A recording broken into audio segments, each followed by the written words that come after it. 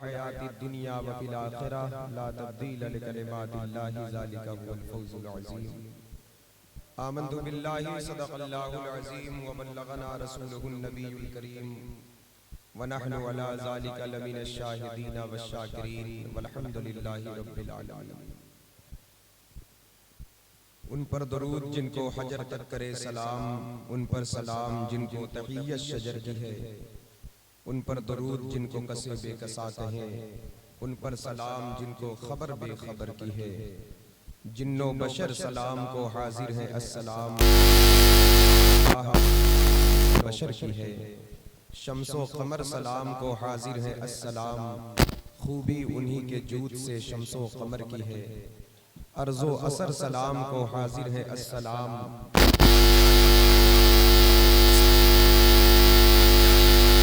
दुआओ असर की है। शजरो हजर सलाम को हाजिर है अस्सलाम, कलमे से तर ज़बान दरख्तो हजर की है। हर कर्रो फर सलाम को हाजिर है अस्सलाम, टोपी यहीं के खाक पे हर कर्रो फर की है। खस्ता जिगर सलाम को हाजिर है अस्सलाम, मरहम यहीं की खाक तो खस्ता जिगर की है। माहे मदीना अपनी तजल्ली अता करे, ये ढलती चांदनी तो पहर दो पहर की है। गौसे आज़म बमने बेसरो सामा मददे, क़िबले दी मददे काबे ईमा मददे। बगिरदाबे बला उफ्ताद कश्ती, ज़ईफ़ानो शिकस्ता रात कुश्ती। बेहक़्क़े ख्वाजे उस्मान हारूनी, मदद कुनिया मुईनुद्दीन चिश्ती। क़ादिरी यमनारे या गौसे आज़म मी ज़नम, दम्ज़ शेख अहमद रज़ा खां क़ुत्ब आलम की ज़नम। हज़रात मोहतरम, आज का ये अज़ीमुश्शान रूह परवर जलसे पाक जश्न ईद मिलादुन नबी सल्लल्लाहु तआला अलैहि वसल्लम, जिसमें हमारी आपकी शिरकत है। अल्लाह तबारक व तआला अपने फज़ल अज़ीम से जश्न ईद मिलादुन नबी सल्लल्लाहु अलैहि वसल्लम व जश्न सरकार गौसे आज़म रज़ियल्लाहु तआला अन्हु अपनी बारगाह में कबूल फरमाए। और आज के इस मुबारक शब के फयूज़ व बरक़ात से अल्लाह हम सबको मुस्तफ़ीज़ फरमाए, आमीन। माह रबीउल आखिर 11वीं शरीफ के रबीउल गौस के मुक़द्दस महीने के फैज़ान से अल्लाह हम सबको माला माल फरमाए, आमीन। अदब के साथ बैठे, अफरा तफरी का माहौल बंद करें ताकि थोड़ी देर सरकार गौसे पाक की बारगाह में कुछ खिराज में पेश करें और उसकी बरकतें हम सबको हासिल हों, ताकि ये रात हम सबके कब्र की रोशनी की रात बन जाए। ये रात के अंधेरे, रात के सन्नाटे, कब्र के अंधेरों को दूर करके और नूर से मामूर करने वाले लम्हात बन जाए। हज़रात गिरामी, काफी देर से नाते पाक और मनक़बत पाक का सिलसिला जारी है।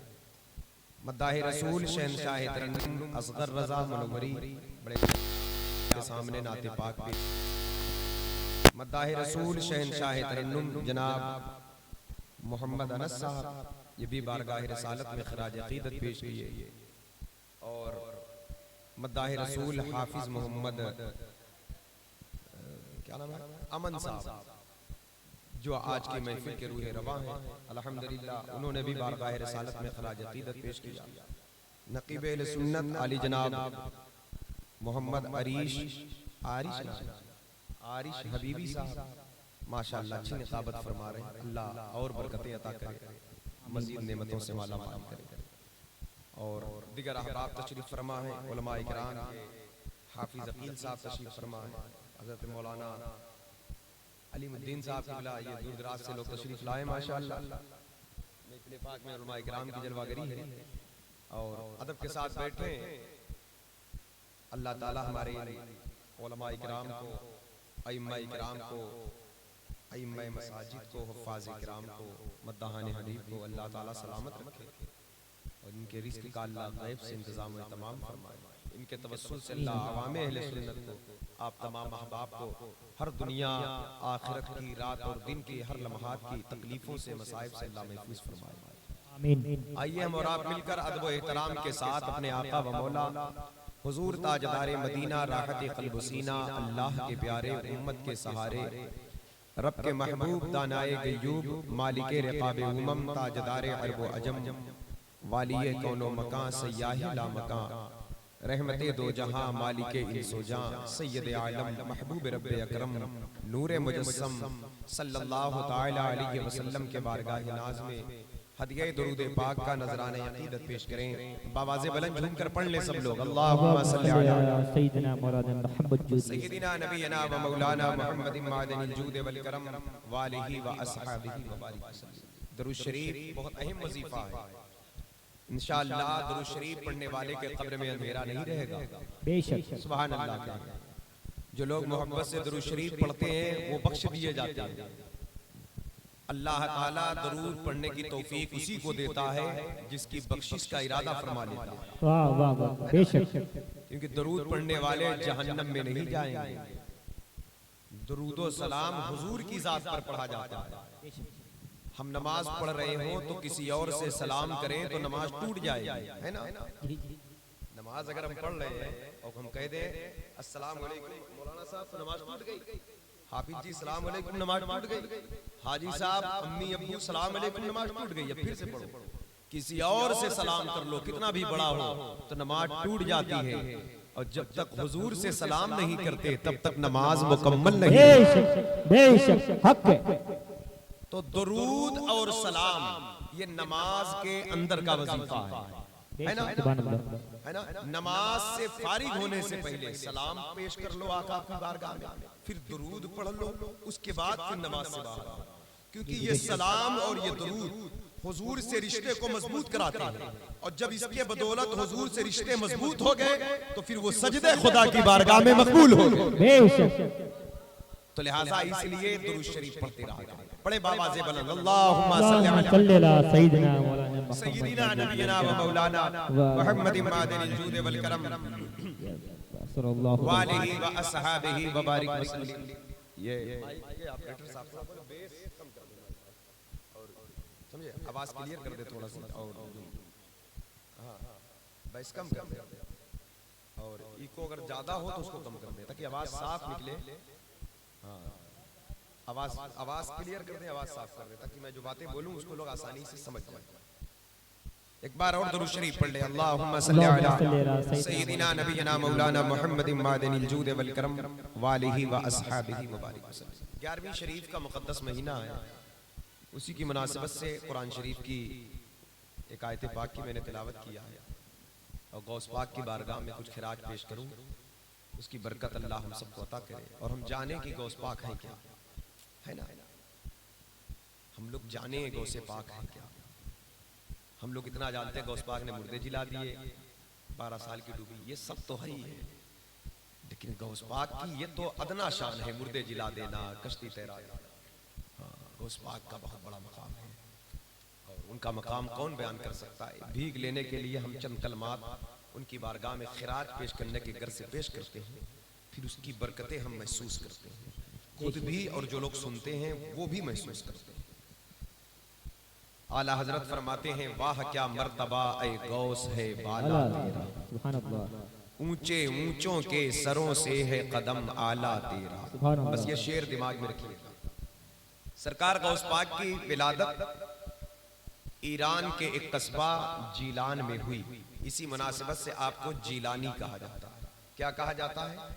हाँ, और उसको गीलान भी कहते हैं तो इसलिए गीलानी भी कहा जाता है। और आपकी विलादत इस्लामी तारीख के एतबार से जैसे अभी 1445 हिजरी चल रही है तो हिजरी 470 में गीलान की सरजमीन पर, देखें गौर से सुनेंगे बात को तो बात याद हो जाएगी इंशाअल्लाह। अगर बात सुनेंगे गौर से तो काफी बातें आपके जहन में आ जाएगी। अगर दिल दिमाग और जहन के हाजिरी के साथ सुनेंगे तो समझ रहे, जहन के हाजिरी के साथ सुनेंगे तो बड़ा लुत्फ पाएंगे इंशाअल्लाह। इसलिए उठक बैठ रहे तवज्जो के साथ सुने। हिजरी 470 में पैदा हुआ, रमजान शरीफ की चांद रात को, सुभान अल्लाह। यानी सरकार ने जब मदीने शरीफ में हिजरत फरमाया उसके 470 साल के बाद, और आप नजीबुत तरफैन सैयद हैं। नजीबुत्तरफैन सैयद उसे कहते हैं जो हसनी भी हो हुसैनी भी हो। बाप की तरफ से आपका नसब हसनी है, माँ की तरफ से हुसैनी है। सुभान अल्लाह। और आप ऐलान करते हैं अनल हसनी वल मुख्दा मकामी व अक़दामी अला उनुकिर रिजाली। ऐ लोगो मेरा मकाम बुलंद है इसलिए कि मेरे दादा इमाम हसन है। सुभान अल्लाह। फिर कहते हैं अनल जीले मुहीद्दीन लक़बी व अलामी अला रासिल जबाली। ऐ लोगो मैं दीन को जिंदा करने वाला हूँ क्योंकि मेरी अजमत के परचम पहाड़ की बुलंदियों पर लहरा रहे हैं। पूछा गया मकाम बुलंद है तो दादा हसन है इसलिए, दीन को आपने कैसे जिंदा किया? कहा नाना हुसैन है इसलिए। सुभान अल्लाह, सुभान अल्लाह, सुभान अल्लाह। करबला का मंजर पेश किया है मोहिउद्दीन के, भाई दीन वहां बचा तो कहा मैंने जिंदा किया। अब आला हजरत इस पर क्या कहते हैं? आला हजरत कहते हैं नबवी मीह अलवी फसल बतूली गुलशन, हसनी फूल हुसैनी है महकना तेरा। नबवी जिल अलवी बुर्ज बतूली मंजिल, हसनी चांद हुसैनी है उजाला तेरा। नबवी खूर अलवी कोह बतूली मादिन, हसनी लाल हुसैनी है तजल्ला तेरा। तो आप हसनी हुसैनी सैयद हैं। 12वीं पुश्त की रसूलुल्लाह सल्लल्लाहु अलैहि वसल्लम की आल है आप। और आप जिस रात आपकी विलादत हुई, ये बातें दिमाग में रख ले। गौस पाक वलियों का मकाम बहुत बुलंद है लेकिन गौस पाक सब में अलग है।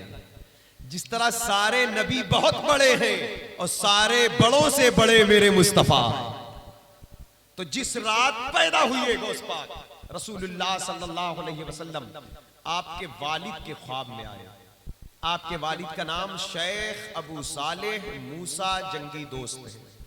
उनके ख्वाब में आए मेरे आका। मेरे आका ने फरमाया ऐ अबू सालेह, तुम्हारे घर जो बच्चा पैदा हुआ है वो मेरा बेटा है। मतलब गौस पाक पैदा हो रहे तो ये बशारत हो रही, वो मेरा बेटा है। ये हुजूर फरमा रहे मेरा बेटा। यूं तो हर सैयदजादे हुजूर के बेटे हैं, लेकिन जिसे हुजूर खुद मेरा बेटा कह दें तो फिर वो लाडला बेटा होता है। क्या कहते आला हजरत? तेरी सरकार में लाता है रजा उसको शफी जो मेरा गौस है और लाडला बेटा। कहते हैं वो मेरा बेटा है, मेरा बेटा है। और फिर कहते हैं जिस तरह नबियों की नबूवत की दुनिया में जो 1,24,000 नबी हैं, कहते जिस तरह मेरा मकाम सबसे बड़ा है, जैसे मैं नबियों का सरदार हूं, वैसे ही शेख अब्दुल कादिर जिलानी वलियों में सबसे बड़े हैं। उनका मकाम वलियों में सबसे आला है, वो सबके सरदार। ये बात हो गई। अब उसके बाद फिर एक करामत का ज़ोहर हुआ। ये ऐलान तो हो गया। देखिए एक बात ज़हन नशीं रख ले, बात आगे आएगी भी आप समझ जाएंगे। पूरी तकरीर जब सुनेंगे तो फिर आप नतीजों को पहुंचेंगे। बात अगर अधूरे में सुनकर चले जाएंगे तो नहीं। मैं जो जहां आपको लाना चाहता हूं, तवज्जो चाहता हूं आपकी। किसी चीज का ऐलान जब होता है, ऐलान, तो फिर वलियों के सरदार हैं। तो अभी ये ऐलान तो कर दिया हुजूर ने, लेकिन ये जाहिर होगा 50 साल के बाद। यूसुफ अलैहिस्सलाम ने बचपन में ख्वाब देखा, चांद सूरज 11 सितारे मेरा सजदा कर रहे हैं। अपने वालिद को बचाया याकूब अलैहिस्सलाम को, तो कहा बेटे इसको किसी को मत बताना। इसमें इशारा मिस्र की बादशाहत का था। जिस यूसुफ को कुएं में डाला गया था, भाइयों ने डाल दिया था हसद की वजह से, वही यूसुफ अलैहिस्सलाम 40 साल के बाद मिस्र के बादशाह बन गए। दुनिया कह रही थी मर गए, खत्म हो गए माज़अल्लाह, लेकिन वो मिस्र के बादशाह जब बने तो उनके 11 भाई, उनकी मां, उनके वालिद सजदा करते हैं। तब ये मसला आया हुआ कि 11 भाई तारे हैं, उनके वालिद सूरज हैं, उनकी वालदा चांद है। ये ख्वाब 40 साल पहले देखा था।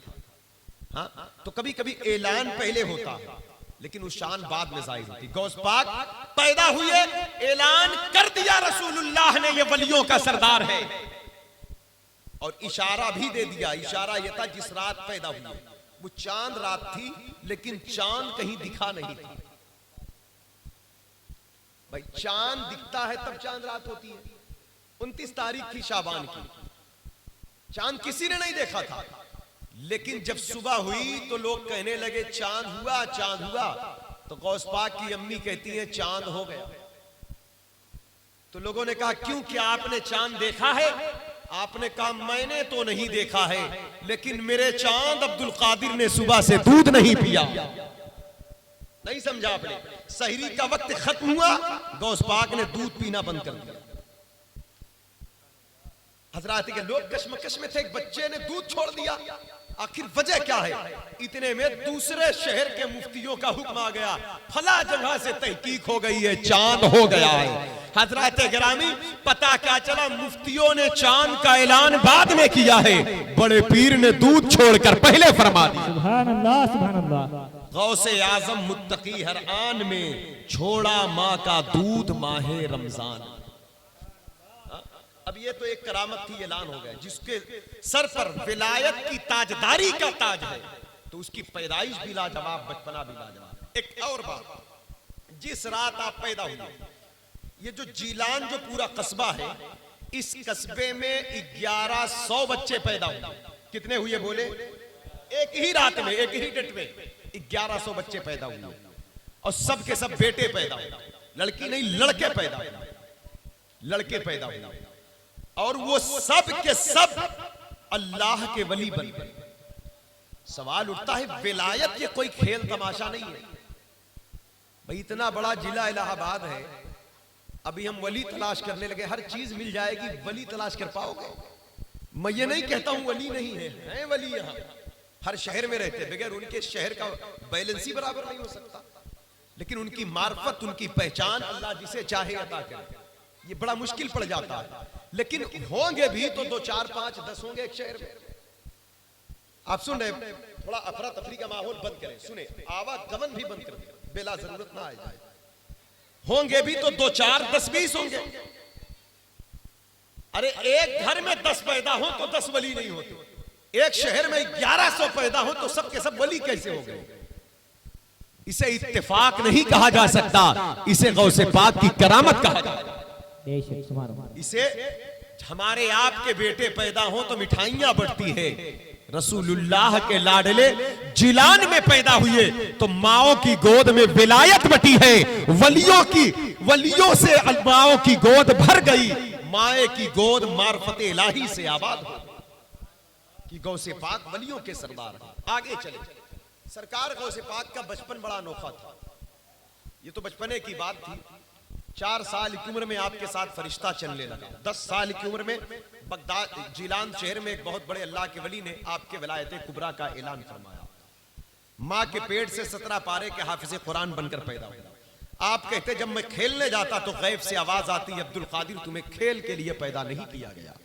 आप फरमाते एक दिन मैं एक गाय के दुम को पूंछ को पकड़ा तो उसने मुड़कर मुझसे कहा, अब्दुल कादिर तुम क्या हर बच्चे की तरह हो? अल्लाह ने तुम्हें मेरे पीछे चलने के लिए पैदा नहीं किया।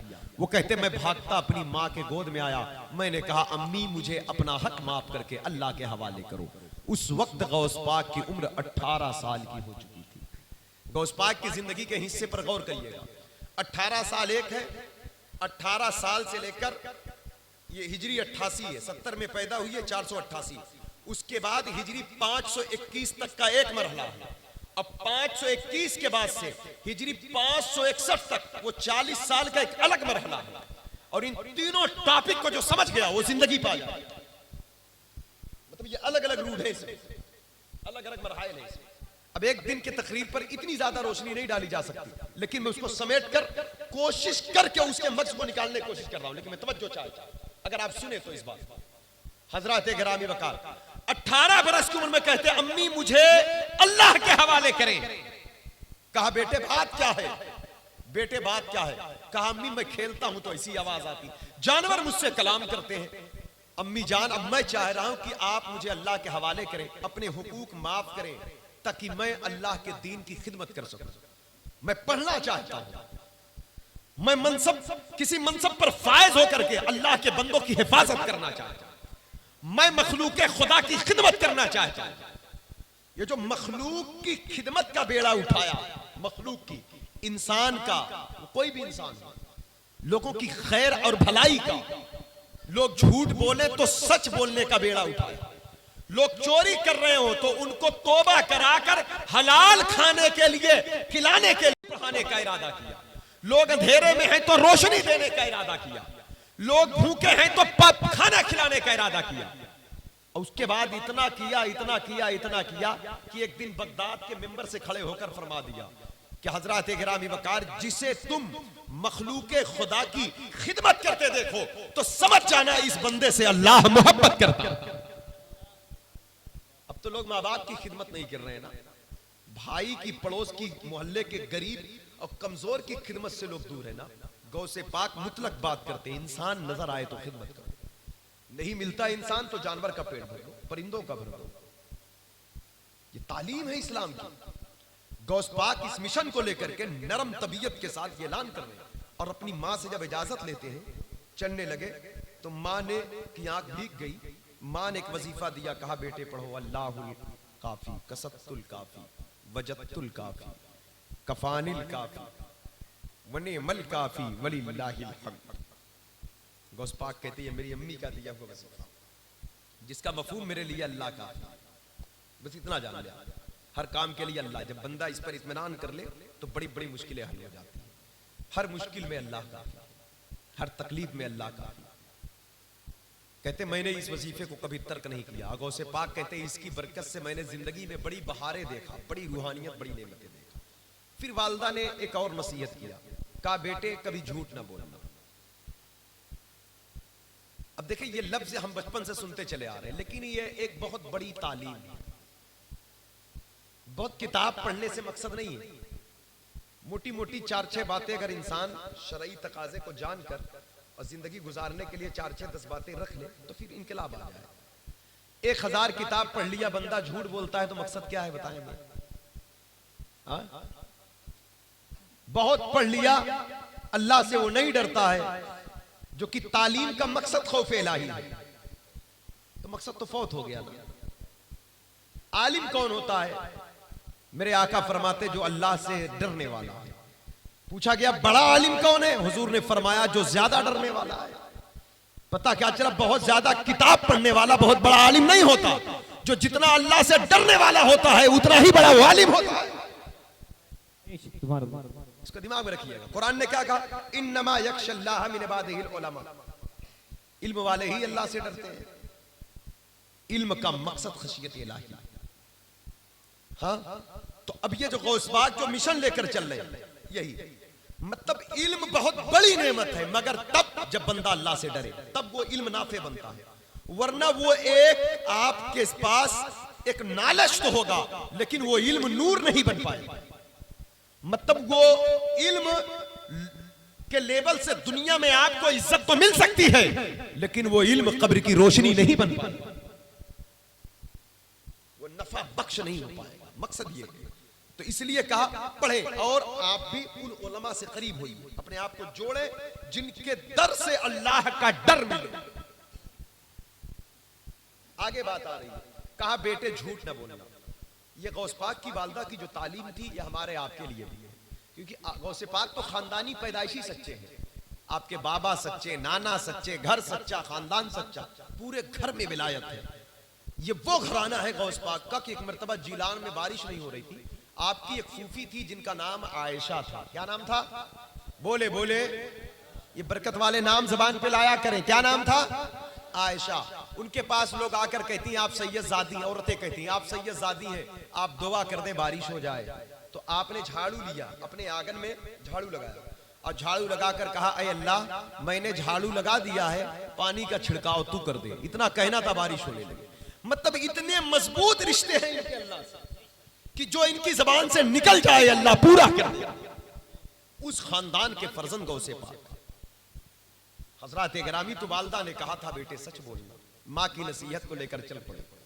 रास्ते में डाकुओं ने हमला कर दिया। वाकया नहीं सुनाऊंगा, इतना जान लें।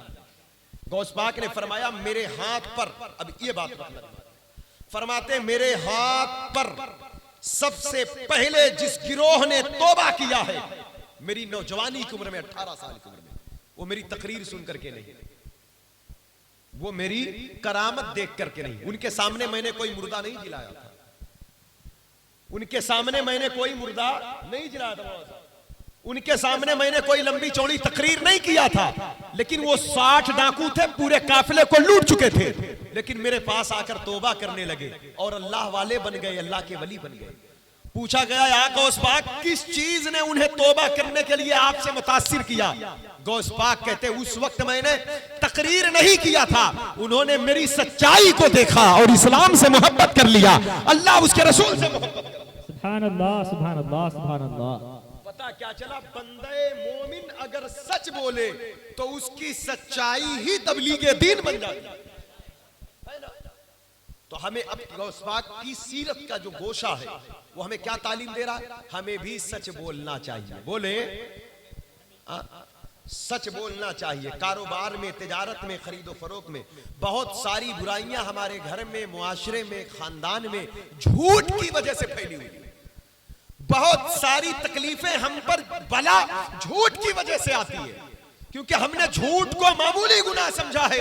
हालांकि कुरान कह रहा है लानतुल्लाहि अलल काज़िबीन, झूठों पर अल्लाह की लानत हो। अब जिस गुनाह से लानत होगी तो बताइए फिर वहां पर मोहब्बत और रहमत और आराम और सुकून कहां आ सकता है? तो सच्चाई में सुकून की जिंदगी। तो अब एक तारीख ये कि खुद सच बोले। अपने इन छोटे छोटे बच्चों को बचपन से कहा करे, बच्चों सच बोला करो। ये गौस पाक की अम्मी की तालीम है। इतनी बड़ी वलिया है गौस पाक की वालदा हजरत गिरामी। अगर घंटों उन पर बात की जाए तो सिर्फ उनकी वालदा पर खत्म न हो, जो आपकी शान इमाम हुसैन की बेटी है, वो नस्लन दर नस्लन इमाम हुसैन की साद है। इतनी पारसा कि अपने वक्त की सानिए फातिमा, बीबी सैयदा फातिमा जहरा की लाडली, जिनके चेहरे को किसी ने नहीं देखा, ना उन्होंने किसी को देखा था, जिन्होंने कभी किसी की गीबत नहीं सुना था, ना किसी की गीबत किया था, जिन्होंने कभी घर से बाहर कदम नहीं निकाला था, जिनकी शान, जिनकी अजमत का आलम यह हो, तकवा तहारत शियार खातून कि जिसे देखकर लोग सैयदा फातिमा बीबी जहरा पाक को याद करें।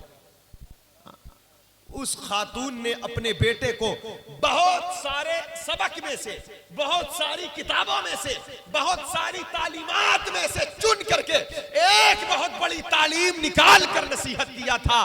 कहा था, बेटे बगदाद पढ़ने जा रहे हो, जाओ, लेकिन हमेशा सच बोलना। अब आप समझ सकते हैं कि ये कितना बड़ा राज हो सकता है।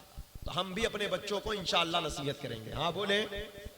देखिए 1 घंटा हम आज बोलने आ गए, रोज हम नहीं आएंगे। इमाम साहब रोज तकरीर करके बस नसीहत एक दिन आलिम से सुन ले, फिर उसको पकड़ ले और फिर अपने बच्चों को बताए उसको। आप जब सच बोलेंगे गौस पाक आपके साथ रहेगा। अगर सच बोलकर आप किसी तकलीफ में फंस जाते हैं तो जाहिरी तकलीफ होगी, लेकिन बातिनी मदद गौसे पाक की आकर के आपके जाहिर को भी खुशहाल बना देगी। क्योंकि सच बोलने वाला बंदा मुश्किलात का सामना तो कर सकता है, लेकिन वो रुसवा नहीं हो सकता, जलील नहीं हो सकता। वो रुसवा नहीं हो सकता, जलील नहीं हो सकता।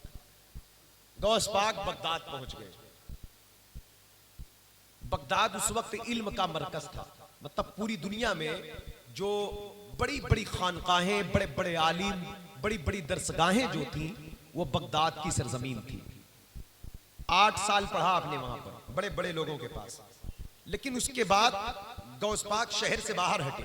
हटने की वजह क्या थी? अब एक सरसरी जायजा।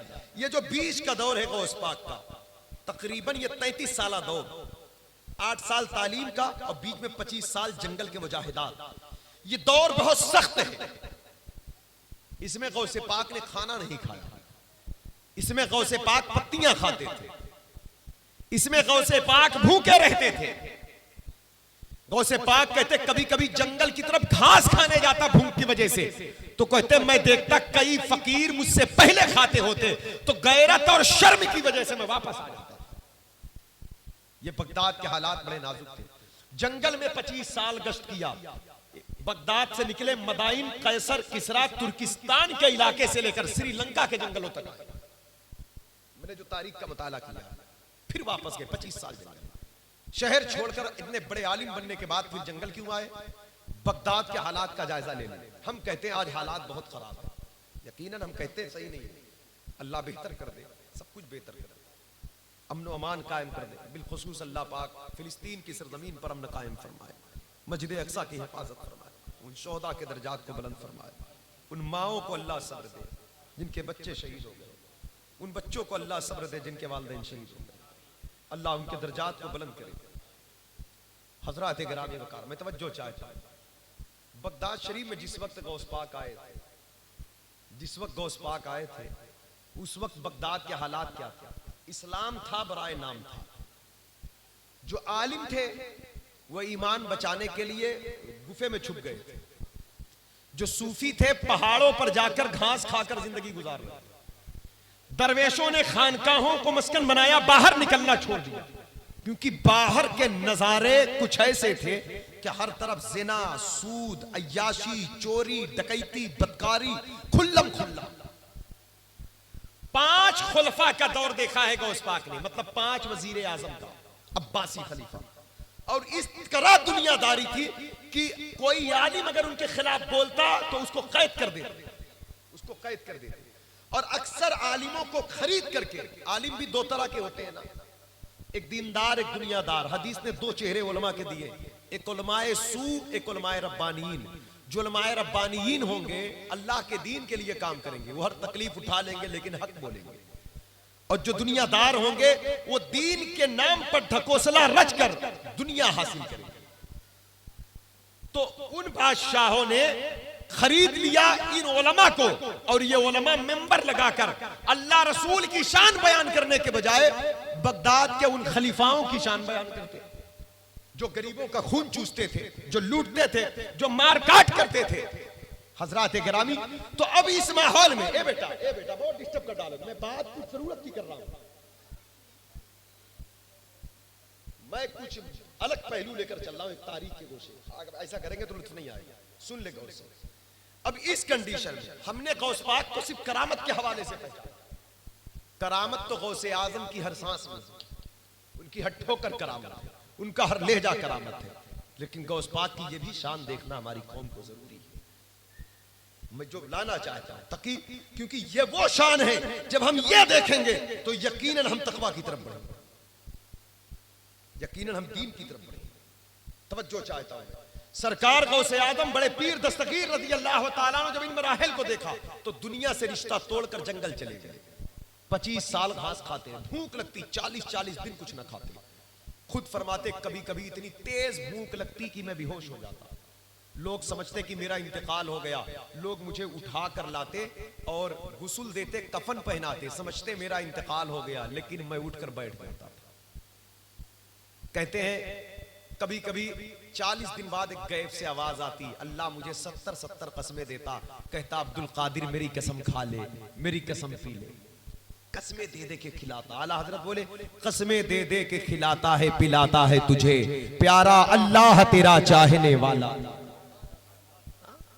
वो जंगल, वो बयाबान के हाल। 25 साल जब गुजर गए तब अल्लाह ने कहा अब्दुल कादिर मैंने तुझे जंगल के लिए नहीं पैदा किया है, तू शहर की तरफ आ। अल्लाह शहर के हालात बहुत बदतर है, मैं कैसे उन लोगों के साथ रहूंगा जो बात बात में झूठ बोलते, गीबत करते, रिश्वत खाते, सूद खाते, उनका रिस्क हलाल नहीं, उनकी निगाहें पाक नहीं, उनका दिल पाक नहीं, उनके जबान के तेवर बड़े तल्ख हैं, लूट मार करते हैं, गरीबों पर जुल्म करते हैं, सितम करते हैं, वो तकब्बुर अना में चूर हैं। उनके साथ मुझ जैसे शख्स को रहना मेरे लिए बहुत सख्त है। उससे बेहतर कि मैं बगदाद के जंगलों में तेरी यादों में जिंदगी के वक्त गुजार।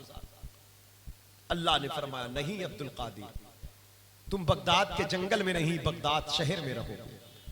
तुम शहर की तरफ आओ, मेरे बंदों को मेरा दीन बताओ, समझाओ उन्हें, आओ अल्लाह के दीन की तरफ, पलट जा शहर की तरफ अब्दुल कादिर, पलट जा। सरकार गौसे पाक का एहसान, अल्लाह का हुक्म, पलटे आप शहर की तरफ। तवज्जो चाहता हूं, ज़हन हाजिर है आपका, ज़हन हाजिर है। जब शहर बगदाद की तरफ फिर पलटे तो अब एक सबसे बड़ा चैलेंज आपके सामने था। मिंबर लगाकर आपको तकरीर करना था। नंबर 1, आपकी जो जबान थी वो फारसी थी, जो आपका वतन है जीलान, ये फारसी है, और इराक अरबों का मुल्क है, ये अरबी जबान है। यहां जो तकरीर होगी वो अरबी जबान में होगी। अब बड़े बड़े आलिम को यहां कैद कर दिया जाता अगर वो हक बात करते हैं। और गौस पाक की ये अपनी जमीन नहीं है, ये जमीन अरबों की है। आप जिलानी है, गिलान के फारसी है, मतलब उनकी जमीन पर मेंबर लगाकर उन्हीं के खिलाफ बात करना बहुत बड़ा टारगेट था आपके सामने, ये बहुत बड़ा चैलेंज था आपके सामने। लेकिन मेरे दोस्तों, आप गौसे पाक थोड़ा सा इस मामले में जब एहसास करते, सोचते हैं, तो मेरे आका सल्लल्लाहु अलैहि वसल्लम तशरीफ लाते हैं। सुभान अल्लाह, सुभान अल्लाह। गौसे पाक से फरमाया, बेटे अब्दुल कादिर अपना मुंह खोलो। जब मुंह खोला तो 7 बार लुआब डाला। कहा, बेटा अब मिंबर लगा और अपनी बात को तू रख, अल्लाह और उसके रसूल की ताईद तेरे साथ है। अब गौस पाक निडर हो गए, मिंबर लगा। अब ये जो दौर शुरू हो रहा है 521 से, ये 40 साला जो दौर है, 40 साला जो दौर गौस पाक का है, ये है मुहीयुद्दीन टाइटल की असली वजह, दीन को जिंदा करने वाला। इन 40 साला दौर को लोग समझकर जिंदगी गुजारे। जहालत बहुत गहरा है, गौसे पाक ने जमाने से जहालत को दूर किया और उसके साथ साथ तकवा और परहेजगारी। सरकार गौस पाक का जब मेंबर लगा, पहले दिन तकरीर करना जब शुरू किया, पहली तकरीर उन्वान क्या था, मैं तवज्जो चाहता हूं। अपनी मस्जिद में तकरीर कर रहे, मेंबर लगा। सुनने के लिए कितने आदमी आए? सिर्फ 3 आदमी। कितने थे बोले? और 3 में एक आपके बेटे बैठे थे, शेख अब्दुल रज़्ज़ाक़। गौस पाक ने कहा, आए पहाड़ों पर घास खाने वालों, आओ शेख अब्दुल कादिर जिलानी तुम्हें बुला। ये पहाड़ पर घास कौन खा रहा था? ये भी अल्लाह के वली थे जो अपना दीन ईमान बचाने जंगल की तरफ पहाड़ पे चले गए। कहा, आए गुफा नशीनो, आए गोशा नशीनो, आए खानकाहों में पोशीदा रहने वाले सूफियों, आए दरवीशों, आए गारों में सजदा करने वाले साजिदों आबिदों, आए दरसगाहों में छुप कर दुपुक कर बैठने वाले आलिमों, आओ अल्लाह के हुक्म से मैं तुम्हें अपनी महफिल में बुला। क्योंकि एक लश्कर तैयार करना था, एक लश्कर। अब आपके बेटे जो शेख अब्दुल रज़्ज़ाक़ थे, वो कह रहे किसको आवाज दे रहे हैं, कोई तो आ नहीं रहा है, किसको बुला रहे, अब तो कोई दिख नहीं रहा है, किसको पुकार रहे। फिर गौस पाक ने कहा, आए औलिया की रूहों, आए जिन्नातो, आए रजालुल गैब, आओ अल्लाह के हुक्म से तुम पर शेख अब्दुल कादिर जिलानी मुकर्रर किया गया। ये आवाज थी गौस पाक।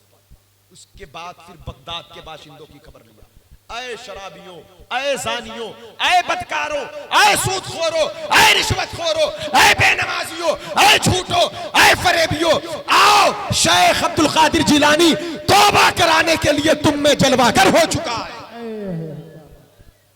सुभान अल्लाह, सुभान अल्लाह। ज़ह नसीब अहले बगदाद, ज़ह नसीब। बड़े फितने का दौर था ये। बगदाद से लगा हुआ मुल्क मिस्र है, इराक से, वहां फातिमी शियों का एक तबका मौजूद था, फितना फैल रहा था। ये तुर्की, जिसे आज तुर्की हम कहते हैं, यहां सल्जूकी हुकूमत थी। बगदाद में इस्लाम था लेकिन उरियानियत का शिकार हो चुका है। अब एक वाहिद मेंबर है गौसे पाक का, अब यहीं से इस्लाम को हयात मिलने वाली, इस्लाम को ताकत मिलने वाली है। आपके बेटे शेख अब्दुल रज़्ज़ाक़ कहते, जब आसमान की तरफ निगाह उठाकर कहा, ऐ रिजालुल गैब, ऐ अरवाहे औलिया, आओ मेरी तरफ। आप कहते, मैं चारों तरफ देखा, कोई नजर नहीं आया। फिर आप कहते, जब मैंने आसमान की तरफ निगाह उठाया तो शेख अब्दुल रज़्ज़ाक़ कहते, आसमान पर नूर ही नूर नजर आ रहा था। आसमान पर जगह नहीं थी जहां पर शोले ना हो, नूर ना हो, तजल्लियात ना हो। कहते, जब मैं देखा तो मैं तड़प कर गिरा, बेहोश हो गया और आपके जिस्म पर, कपड़े पर आग लग गई। गौस पाक मिंबर से नीचे उतरे और मिंबर से नीचे उतर करके सरकार गौसे आदम बड़े पीर दस्तगीर रज़ी अल्लाह तआला अन्हु उस आग को बुझाए। फिर बेटे को होश में लाया। कहा, बेटे बात क्या है, हुआ क्या?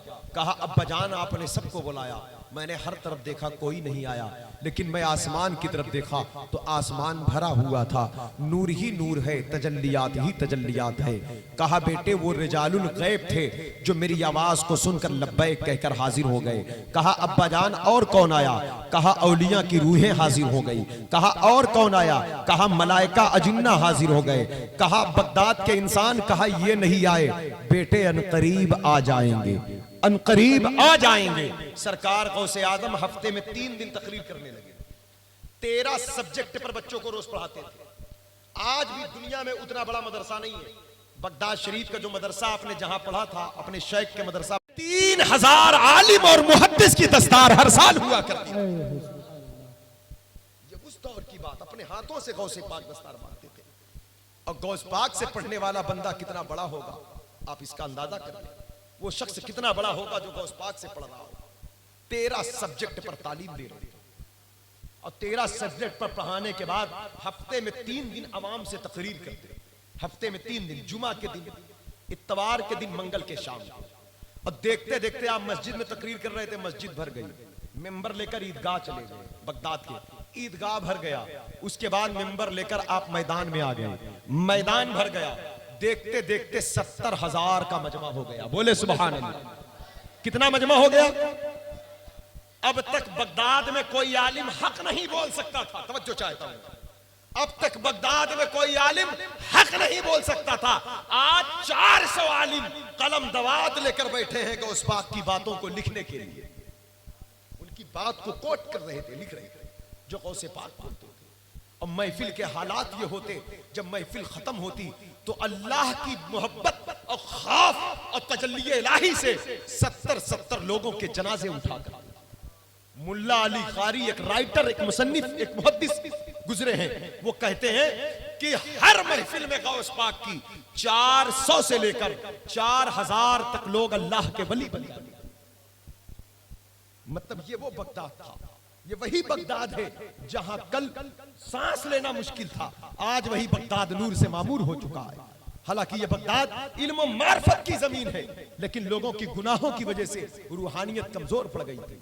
जब बगदाद का हम दौरे अव्वल से जायजा लेते हैं तो बगदाद में हबीब अजमी की मज़ार, बगदाद में मारूफ करखी का दयार, बगदाद में श्री शक्ति की मज़ार, बगदाद में जुनैद बगदादी है, बगदाद में अबू बकर शिबली है, बगदाद में बुल फरातूसी है, बगदाद में अली हसन हंकारी है, बगदाद में अब्दुल वाहिद तमीमी है, बगदाद में अबू सईद मखजूमी है, बगदाद में अबू खुमरा हिंदी है, बगदाद में अबुल हुसैन नूरी है, बगदाद में भी शराफी है, बगदाद में इमाम आजम अबू हनीफा है, बगदाद में इमाम अहमद बिन हंबल है, बगदाद में इब्राहिम खवास है, बगदाद में इमाम मूसा काजिम है, बगदाद बड़े बड़े मशाइख की औलिया की जमीन है, बगदाद में इमाम गजाली है, इमाम गजाली की दरसगाह बगदाद में है, इमाम गजाली का मदरसा निजामिया बगदाद में है। इतना बड़ा मरकज बगदाद में, लेकिन लोगों की गुनाहों ने बगदाद की आबरू को लूट लिया। लोगों की झूठ ने, लोगों की गीबत ने, लोगों की हरामखोरी ने, रिश्वतखोरी ने, सूद बाजारी ने, जिना ने, बदकारी ने, बग़्ज़ ने, नफरत ने, हसद ने, चोरी ने बगदाद की अजमत और उसकी इज्जत पर डाका डाला। और वहां की अजमत को लोग भूल गए थे कि बगदाद कोई जगह है। लेकिन सलाम करेगा उसे आदम को, सुभान अल्लाह। सलाम शेख अब्दुल कादिर जिलानी की ज़ात बाबरकात पर। सरकार गौसे आजम तशरीफ लाए तो बगदाद में उन बुजुर्गों की मेहनत जो रही, जो उनकी तबलीग रही, जो उनकी कुर्बानियां रही, उन सबों की कुर्बानियों को दोबारा आप जिंदा कर रहे हैं। आज 70 हजार लोग आपके कदमों में बैठे हैं। शान ये होती गौस पाक कि आपकी महफिल में हजरत खिज़र एक दिन आ गए, हवा में परवास कर रहे हैं, हवा तकरीर के दौरान तकरीर गौसे पाक ने कहा, किफ या बनी इसराइल, ठहर जाओ, ठहर जाओ, ठहर जाओ। ऐ इसराइल के लश्कर, बनी इसराइल ठहरो। कहा, शेख अब्दुल कादिर जिलानी जानते हो मैं कौन हूं?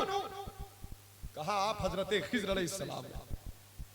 तो कहा, आपने मुझे रोका क्यों? कहा, इसलिए कि मैं तकरीर कर रहा हूं।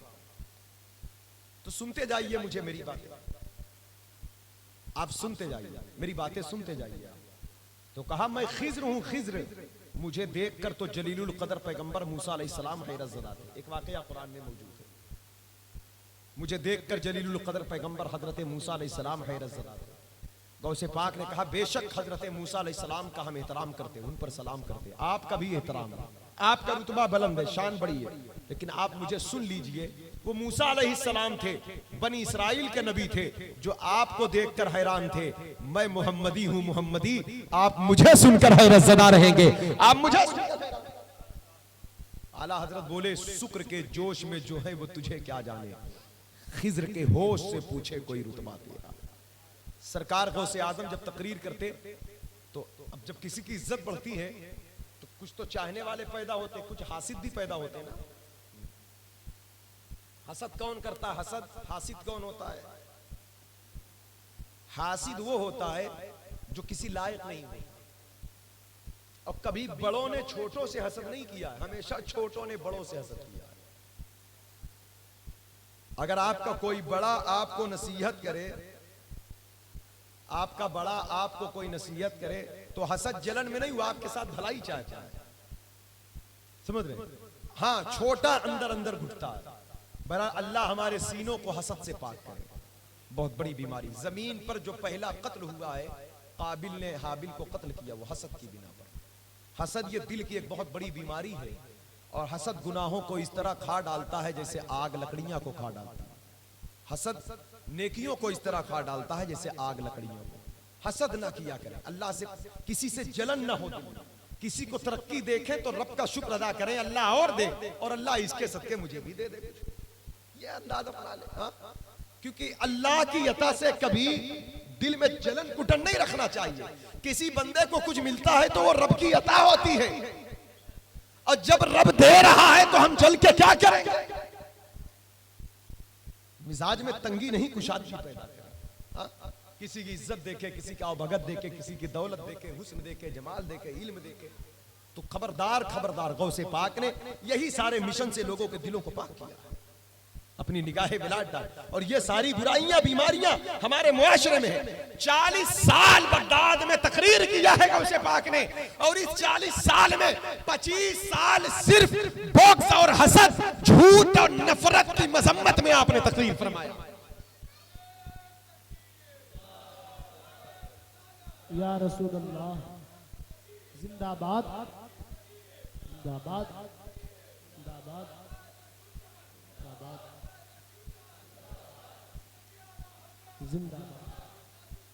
जिंदाबाद जिंदाबाद। माशाअल्लाह।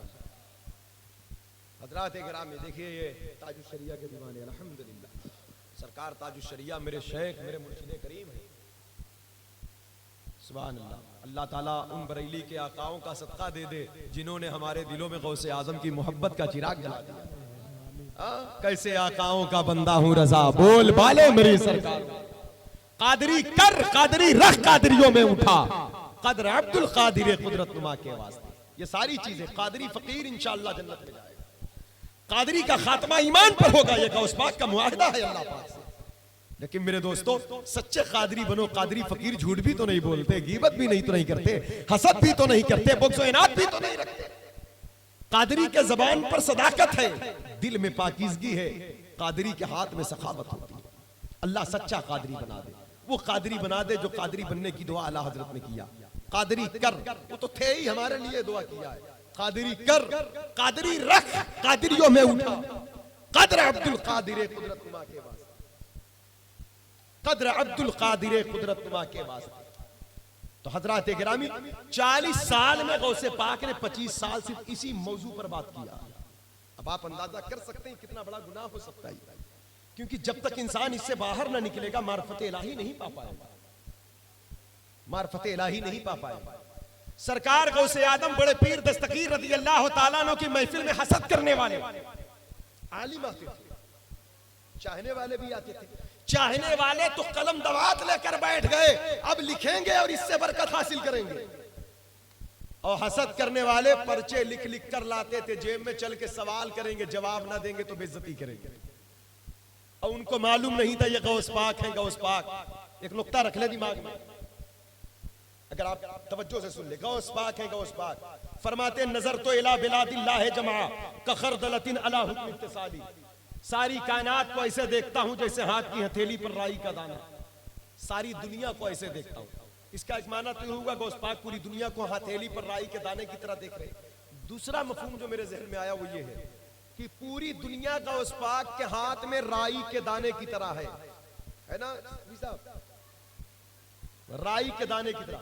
आज जिस दुनिया के लिए हम झूठ बोलते हैं, हराम खाते हैं, लूट मार करते हैं, भाई भाई का हक नहीं देता, ये दुनिया की मोहब्बत को सब कुछ समझते हैं। पूरी दुनिया की सल्तनत, हुकूमत, ताकत, दौलत गौस पाक कहते राई के दाने की तरह है, मतलब राई का दाना गिर जाता है तो कोई उसे उठाने के लिए झुकता नहीं है। गौस पाक कहते जब पूरी दुनिया राई के दाने की तरह है, अगर पूरी दुनिया मेरे सामने रख दी जाए फिर भी मैं उसे उठाने के लिए झुकूंगा नहीं, क्योंकि दुनिया की कोई वखार ही नहीं है मेरी नजर में, क्योंकि वो राई के दाने ही की तरह तो है। भाई राई का दाना गिर जाए तो आप उसे तलाश थोड़ी करेंगे और उसकी फिक्र भी ना करेंगे, हाँ उसकी फिक्र भी ना करेंगे। तो इसका ये मतलब ये गौस पाक बता रहे वो दुनिया से बाहर निकले, अपने गुलामों को ये दर्श दे रहे दुनिया हासिल करो हलाल तरीके से, लेकिन दुनिया को दिल में जगाना दो, दुनिया हाथ पर रखो, जरूरत इस्तेमाल करो, वरना ये दुनिया दिल के अंदर आ गई तो दीन तबाह कर दे। आज यही दुनिया झूठ बुलवाती, गीबत करवाती, लड़ाई करवाती, फसाद करवाती। यही वजह थी गौसे पाक ने 25 साल इस उन्वान पर बातें किया, 15 साल में मुतज़लियों का, राबजियों का, खारजियों की तरदीद फरमाया, इस्लाम का सही चेहरा, अकायद की बातें किया। हजरत गिरामी वकार, कहने का मतलब ये तवज्जो चाहता हूं, एक और रिवायत देख, 100 आलिम आए गौस पाक की बारगाह में, 100 आलिम आए गौस पाक की बारगाह में। वो क्या करने आए थे? इम्तिहान लेने। हाथ में एक पर्चा लिख कर आए थे, एक एक सवाल था, बड़े टप टप। कहते थे बगदाद में एक आलिम आया, अजमी है, अरबी है भी नहीं, बातें ऐसी कर रहा कि रूहें परवास कर रही है, आसमान वालों को बुला बुला कर तकरीर सुनाता है, जंगल पहाड़ से औलिया को बुलाता। उसके दरबार में 400 लोग कलम दवात लेकर बैठते हैं और 400 से लेकर 4000 तक अल्लाह के वली बनते हैं। कोई ऐसी महफिल नहीं होती जिसमें लोग कपड़े फाड़ कर न फेंक रहे हो, होश उड़ जाता था। काल भी करता है, हाल भी जाहिर करता है। कुरान के एक एक आयतों की 40-40 माने, 40-40 तफसीरें बताता है। वो इल्म जो इल्म किसी के पास नहीं, वो उस इल्म की बातें करता है। ये लोग आपस में बातें करते हैं तो लोग बताते तो कहते आज हम चलते हैं देखते, आज हम चलते देखते, अन्ना पर्चे लिख कर गए। गौस पाक तकरीर करके फारिग हुई, तो लोगों ने सोचा चल के सवाल कर दे और लोगों के सामने जवाब पूछेंगे, जवाब ना दे पाएंगे तो हम रुसवा करेंगे, बेइज्जत करेंगे। लेकिन गौस पाक ने एक तवज्जो डाला उनके सीने पर, तो जो सवाल करने, जो पढ़ लिख कर आए थे सब भूल गए, मतलब सारा इल्म सल्ब कर लिया। गौस पाक छीन लेते, जब छीन लिया तो कपड़े फाड़ कर फेंक दिए, इमामे उतार कर फेंक दिए, चीख पुकार, यानी अलिफ बे ते से भी नहीं आ रहा है। अब वो करें क्या बेचारे, घुटने टेक दिए, कहा शेख माफ करें, माफ करें। गौस पाक बड़े करम नवाज भी, बड़े दयालु भी, मजहरे जाते मुस्तफा, मजहरे जमाले मुस्तफा, मजहरे रहमते मुस्तफा, मजहरे शाने मुस्तफा। फरमाते वकुल्लो वली लहू कदम व इन्नी अला कदमिन नबी ये बदरिल कमाली। हर वली के लिए एक कदम होता है, मैं अपने नाना जान के कदम पर। तो शान तो नाना जान की वाली जाहिर होगी। नाना जान पर पत्थर मारे जा रहे थे तो नाना जान ने से कहा गया बद्दुआ करने, तो आपने कहा दुआ बद्दुआ नहीं, दुआए रहमत करूंगा। कहा सरकार ये आपको पत्थर मारते, कहा ये मुझे नहीं पहचानते, इनकी नस्लें मेरा कलमा पढ़कर ईमान लाए। तो गौस पाक भी वही कहते ये मुझे नहीं जान रहे इसलिए इम्तिहान लेने आए, आइए मैं इन पर अपनी बात जाहिर कर देता हूँ। जब वो गलती माने तो गौस पाक सरकार नीचे उतरे मिंबर से और सबको सीने से लगाकर छोड़ते गए, तो जितना उनका इल्म था उसके डबल इल्म अता हो गया। फिर कहते सुनो तुम्हारा सवाल ये था, उसका जवाब ये है। 100 को सीने, तुम्हारा सवाल ये था, जवाब ये है, सवाल ये था, जवाब ये। लोगों ने कहा हुजूर आपने हमें सवाल करने का मौका क्यों नहीं दिया? आपने कहा सवाल करने के बाद मैं बताता, तो इसमें कमाल क्या? ये तो हर आलिम बताता है, जिससे जो पूछो बताएगा। कहा मैं बंदा खुदा हूं, कादिर का बंदा हूं, खुदा की कुदरत की शान मुझसे जाहिर होती है। आला हजरत बोले बंदा कादिर का है, कादिर भी है, बंदा कादिर का है, कादिर भी है अब्दुल कादिर, सिर्रे जाहिर भी है, बातिन भी है अब्दुल कादिर। 13 सब्जेक्ट पर तालीम दिए, 40 साल तकरीर करते रहे।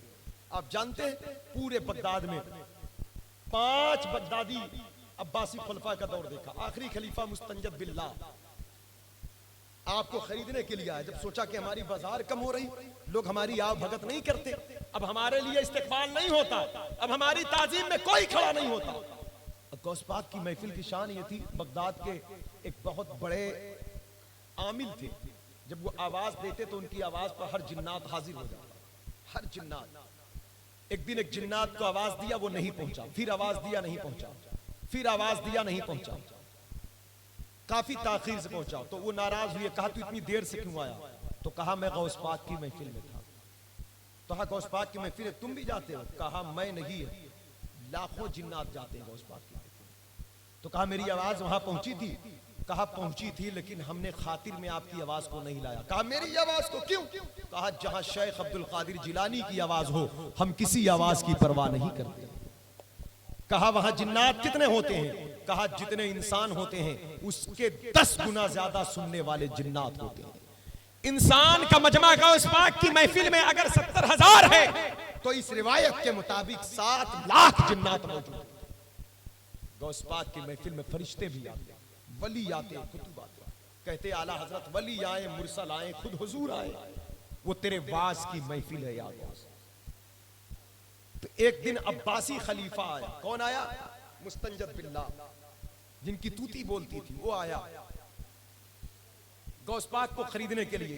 11 थैली लाया अशरफी, दिरहम दिनार, जो उस दौर के पैसे थे, भर करके सोने चांदी के सिक्के। गौस पाक की बारगाह में कहा ये नजराना ले लीजिए। वो सोचा कुछ देऊं तो थोड़ा सा ये मेरी तरफ आए तो मैं अपने कसीदे और लोगों की तरह इनसे भी पढ़वाऊं। गौस पाक ने कहा मैं तेरा नजराना नहीं लूंगा। कहा सुन्नत है, आपको लेना पड़ेगा। कहा सुन्नत को मुझसे ज्यादा जानता है तू? कहा मैं नहीं लूंगा। कहा लेना पड़ेगा। जब इतना कहा तो एक थैली उठाया, गौस पाक ने पकड़ा उस थैली को, अब पकड़ कर ऐसे निचोड़ा, तवज्जो चाहता, पकड़ कर ऐसे निचोड़ा तो खून टपकने लगा। कहा सुन, तू अब्बासी खलीफा हुजूर के चचा हजरत अब्बास की औलाद में से, अगर सरकार की क़ुराबत और निस्बत का मुझे एहतियात शामिल करने को हुक्म ना होता तो मैं 11 की 11 थैलियां लेता और ऐसे निचोड़ता जाता, और ये सारे खून बगदाद की नालियों में बहते। जब लोग पूछते खून कैसा है तो मैं बगदाद के मिंबर से ऐलान करता, ये जो बगदाद का अब्बासी खलीफा है, ये जो गरीबों का खून चूस कर दौलत जमा किया है, वही खून नालियों में बहे। लेकिन मैं तुझे रुसवा नहीं करना चाहता, मैं तुझे दावत फिक्र इस्लाह अमाल के कर से मैं तुझे तौबा की दावत देता हूं और अल्लाह के दीन की तरफ, अल्लाह की तरफ से फिर बोला। ये जुमला कहना था, कांप गया, वो हिल गया। आज तक उसके सामने उसके सर पर चवाड़ सवार होकर इतनी बड़ी बात कोई न किया होगा। वापस चला गया, रात भर उलझन कशमकश में रहा। दूसरे दिन आया, अपना ताज उतार करके गौसे पाक के कदमों में डाल दिया। कहा हुजूर ये बादशाहत आप जैसे चाहे निजाम चलाएं। गौस पाक सिर्फ तस्बीह पढ़कर, लोग सोचते वली जो होते पर वो खाली कूफे में गुफे में बैठकर अल्लाह अल्लाह करते रहते। गौस पाक की सीरत देखें, इबादत रियाजत के साथ साथ खिदमत खल, तकवा, तहारत, तालीम, तरबियत, फिर मुजाहिदात के साथ साथ जमाने का सियासी निजाम देखना, और ऐसा निजाम कायम हुआ जो बगदाद लुट चुका था। आज वही बगदाद के लोग कह रहे थे, लगता है उमर फारूक आजम का दौर बगदाद की जमीन पर आ गया। गौस पाक ये पहलू को जानना मैंने इसीलिए कहा, इसको समझने की कोशिश करें। गौस पाक हमसे चाहते क्या है? बड़े तकलीफों से गुजरना पड़ा। अब जाहिर सी बात, यहां तक लाने के लिए न जाने लोग क्या क्या कहते, तकलीफ देते, लोग परेशान करते। एक तो इसे आप भूखे थे, प्यासे, साइलों का मेला लगा रहता, आपसे जो सवाल करता कभी उसके सवाल को रद्द फरमाते। जरूरतमंदों का मेला लगा रहता आपके दरबार में, भूखों का, प्यासों का, नंगों का, मरीजों का, सबकी दस्तगीरी फरमाते, सबकी बातें सुनते आप, सबके साथ एक सा होते। अमीर है, गरीब है, गोरा है, काला है, अरबी है, अजमी है, आपकी नजर में इंसानियत का वकार था। आज हम दौलत को इज्जत देते हैं, गौसे पाक की तालीम में इंसान को इज्जत दी जाती है। नसीहत गौसे पाक की तालीम में सरकार गौसे पाक फरमाते हैं, सुन ले इस बात को, जब कोई बहुत दौलत वाला आदमी हो और तुम उससे मुलाकात करो तो मिजाज यह बनाओ कि हम तुमसे बड़े दौलत वाले हैं, मतलब उस पर जाहिर करो, क्योंकि अगर तुम उससे झुक कर मिलोगे तो तुमको जलील समझेगा। क्योंकि दौलत का नशा, वो तुम उस दौलत से मुराद वो दीनदार ना हो, दीन से दूर हो, सिर्फ दुनियादार। तो कहा कि वो अगर उससे झुक के मिलोगे, उसको इज्जत दोगे तो सर पे सवार हो जाएगा, और वो तुमको एकदम कमजोर समझ लेगा, मतलबी समझ लेगा, मतलबी समझ लेगा। इसलिए उसके सामने यह मत जताना कि मैं गरीब कमजोर हूं, उसके सामने यह साबित करना कि मैं तुमसे बड़ा दौलतमंद हूं। जहां तक घमंड की बात नहीं, सिर्फ इसलिए कि मैं तुम्हारा मोहताज नहीं हूं, मैं तुमसे बड़ा दौलतमंद इसलिए हूं कि मेरे पास अल्लाह है, मेरे पास रसूलुल्लाह। ये इस बात ताकि उसका फोकस प्रेशर तुम्हारे ऊपर न चल सके।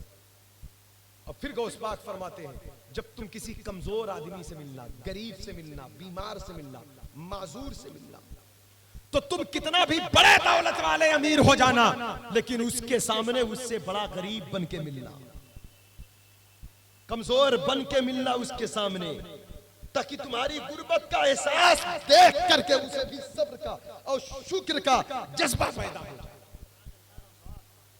उसके सामने इतराना मत। लेकिन हालात क्या है, आज हम दौलत वालों के सामने झुक जाते, गरीबों के सामने अकड़ जाते। जितना जुल्म होता है गरीबों पर, बीमारों पर, कमजोरों पर, यतीमों पर, बेवाओं पर, लाचारों पर, मजबूरों पर, इनके सामने झुक कर आजिज़ी के मिलने को कहा गौस पाक।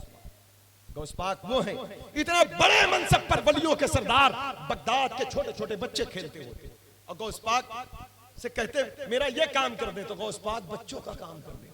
सोचे सोचे क्या है गौस पाक, सोचे बिल्कुल दुनिया से तकब्बुर अना खत्म हो, इंसान के अंदर लचक आजिज़ी पैदा हो, बंदा अल्लाह का बंदा बन जाए इंसान। सरकार गौसे पाक ने पूरे जमाने के निजाम को बदला। अब फिर इसी पीरियड में, इसी बीच में देखिए लोगों के जिंदगी, दिल को जिंदगी देना, मुर्दों को जिंदा करना, यह अदना करामतों में से। गौसे पाक ने लाखों दिलों को जिंदा कर दिया।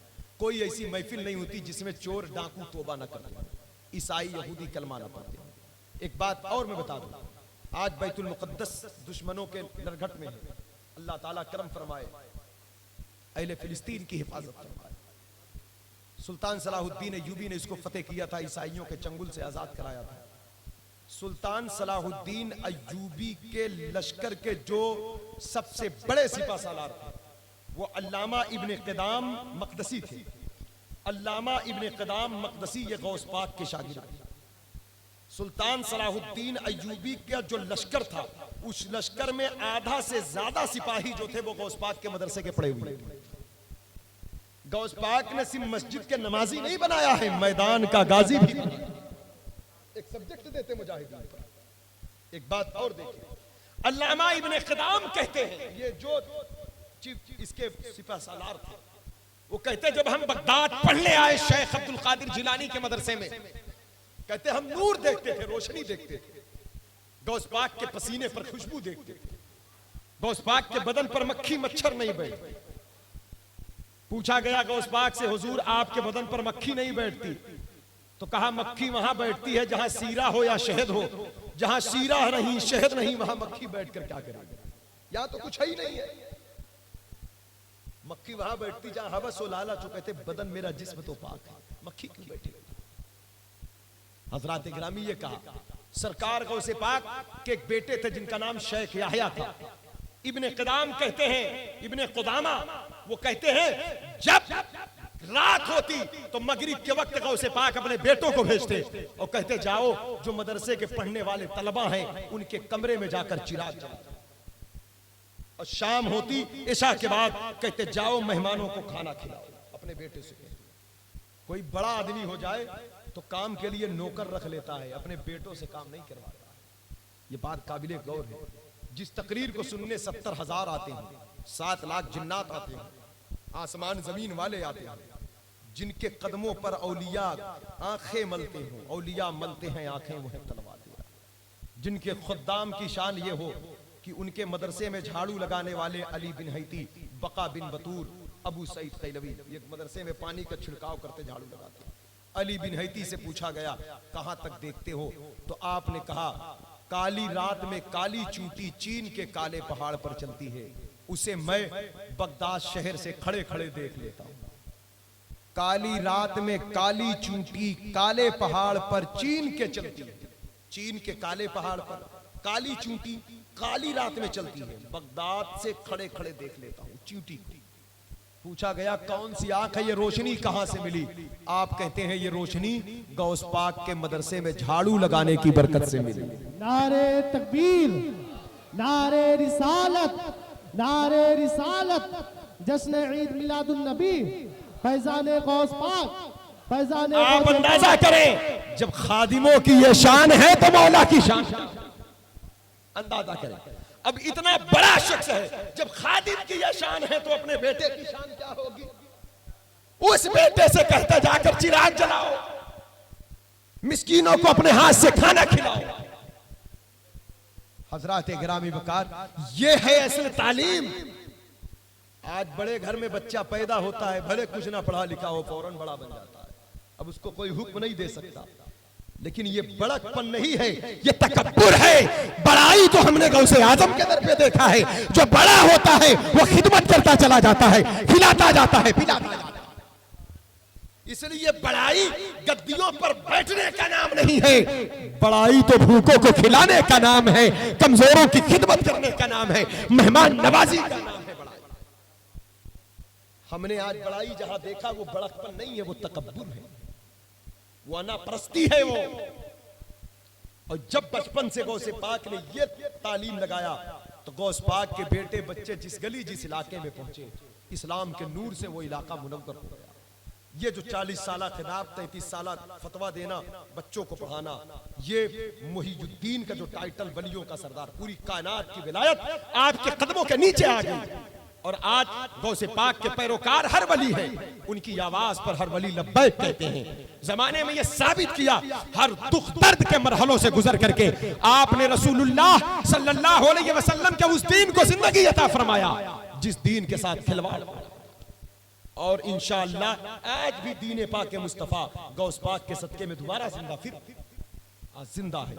हजरात गिरामी, एक दिन जरूर हजरात गिरामी वकार, हम फिलिस्तीन के माओ के चेहरे पर मुस्कुराहट, इंशाअल्लाह वो दिन दूर नहीं, हम फिलिस्तीन के बच्चों के लबों पर मुस्कुराहट, क्योंकि हम जुल्म सितम करने वाले नहीं। हजरात गिरामी वकार, हम तो हर दुख दर्द के लोगों के साथ काम आने वाले। हजरात गिरामी, हिंदुस्तान की जमीन पर जब बड़ा जुल्म, बड़ा सितम हो रहा था, ये भी गौस पाक का रोल है। जब सुल्तान शहाबुद्दीन गौरी की लश्कर शिकस्त खाकर वापस जा रहा था तो गौस पाक ने गरीब नवाज को हुक्म दिया कि आप हिंदुस्तान की तरफ रवाना हो। गरीब नवाज ने शहाबुद्दीन गौरी को कहा, वापस ना आओ, ठहर जाओ, मैं आ रहा हूं। बार बार ख्वाब में बशारत, एक चेहरा दिखाया जाता, बार बार ख्वाब में बशारत, वापस ना जाओ, मैं आ रहा हूं। दिल्ली में गरीब नवाज आ गए, शहाबुद्दीन गौरी ने देखा दिल्ली फतेह करने के बाद तो कहा, यह तो वही फकीर है जो ख्वाब में आया करता था। पूछा गया गरीब नवाज से, हिंदुस्तान आने की बशारत मदीने से मिल चुकी थी, आए कब आप? कहा, मदीने से बशारत मिल गई थी, सफर तब हुआ जब गौसे पाक ने इजाजत अता फरमाया। पता क्या चला, भारत की बादशाहत भी गौसे पाक की अमानत है। हिंदुस्तान में भी दीन की जिंदगी है, गौसे पाक की तबलीग है। हम जिस नजरिए से, जिस पहलू से देखें, अब तगरल गाजी जो आप एक दास्तान देखते हैं, अरब में जो 700 बरस तक सल्तनत उस्मानिया कायम रही, हिजरी 1300 से लेकर सन 1300 से लेकर सन 2000 1900 तक, 1914 तक जो सल्तनत उस्मानिया कायम रही, ये सल्तनत उस्मानिया और तगरल गाजी, गाजी उस्मान जो इस मनसब पर फायज हुए, जो इनको जिद्दोजहद करने की कोशिश पैदा हुई, इस तहरीक को बनाने वाला, चलाने वाला कौन था? इस तहरीक की बुनियाद सरकार गौसे आजम डालकर इस दुनिया से गए। तारीख का मुताला करें मेरे भाई, पढ़े दे, इस्लाम को समझने की कोशिश करें। और वही गौसे पाक के रूहानी बेटे शेख अकबर मुहीयुद्दीन इब्न अरबी बार बार उस सल्तनत की हिमायत में करम नवाजी करते चले आ रहे। शेख अकबर वो गौसे पाक के बेटे, रूहानी बेटे, वो तहरीक को आगे बढ़ा रहे। सुल्तान सलाहुद्दीन अयूबी का जो लश्कर रहा, उसके बानी सरकार गौसे पाक रहे।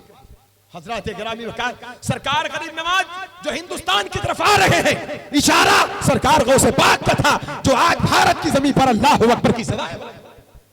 कुर्बान जाए बगदाद के शेख पर, कुर्बान जाए शहंशाहों के शहंशाह पर, जान कुर्बान कर दे वलियों के वली पर, तन मन धन वारे गौसे पाक की जाते बाबरकात पर। मेरी किस्मत की कसम खाए सगाने बगदाद, हिंद में भी हूं तो देता रहूं पहरा तेरा, बाज़े अशहब की गुलामी से आंखें फिरती, देख उड़ जाएगा ईमान का तोता तेरा।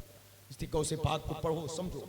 गौस पाक के हमनो करामत के हवाले से तो जाना है, उनके जो कारनामे हैं दीनी मामलात में, जो इस्लाम की बुनियादों को मजबूत किया है और जो सुबह कयामत तक इस्लाम की गिरती दीवारों को पकड़ लिया है। हजरत गिरामी वकार सरकार गौसे पाक का ये पहलू हम चाहते हैं हमारे बच्चों के सीने तक उतर जाए, ताकि हमारे बच्चों के दिलों में गौस पाक के तवस्सुल से दीन की मोहब्बत पैदा हो जाए। अल्लाह ताला सरकार गौसे पाक की गुलामी अता फरमाए।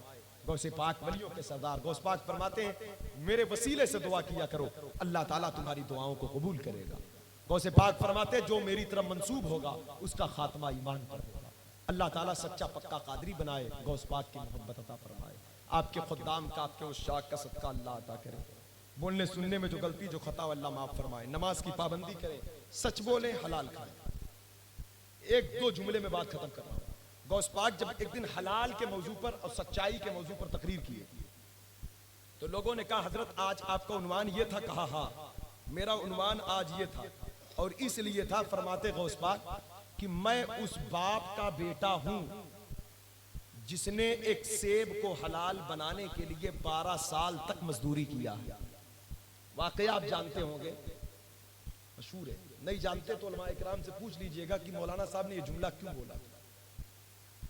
गौस पाक उस बाप के बेटे हैं, तो कहा कि उस बाप का बेटा हूं जिसने सिर्फ एक सेब खा लिया था, वो हलाल हो जाए उसके लिए 12 साल तक मजदूरी करके कीमत चुकाया है। तो मतलब हलाल खाओ। एक लुकमा हराम का 40 दिन तक दुआ की मकबूलियत से रोक देता है, इबादत रियाजत को रोक देता है। ये तो बाप हो गए। फिर गौस पाक कहते उस माँ का बेटा हूं कि जिन्होंने घर से निकलते वक्त आखिरी वसीयत किया था, बेटा सच बोलना। हालांकि जब बेटा हमेशा के लिए माँ से जुदा हो रहा हो, क्योंकि गौस पाक की वालिदा ने कहा था, बेटे मुलाकात कयामत में है, अब मुलाकात नहीं है, तो उस वक्त नसीहत वसीयत नहीं, तो माएँ तो रो रो के घर भर देंगी। लेकिन ये कैसी माँ थी जो कह रही थी बेटा सच बोलना। कहा हलाल और सच्चाई जब दोनों जमा होते हैं तब शेख अब्दुल कादिर जिलानी की विलादत होती है। अब फिर पूछा गया, या गौस पाक हम आपकी मदद चाहें तो कहां चाहें? तो कहते जब तुम हलाल खाओगे, सच बोलोगे, तो हर वक्त मेरी मदद तुम्हारे खाने में और तुम्हारे लहजे में मौजूद रहेगी।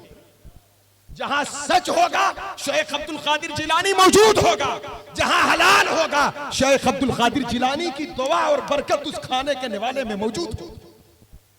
तो आज की तकरीर, आज की महफिल का ये मैसेज है, ये नसीहत है।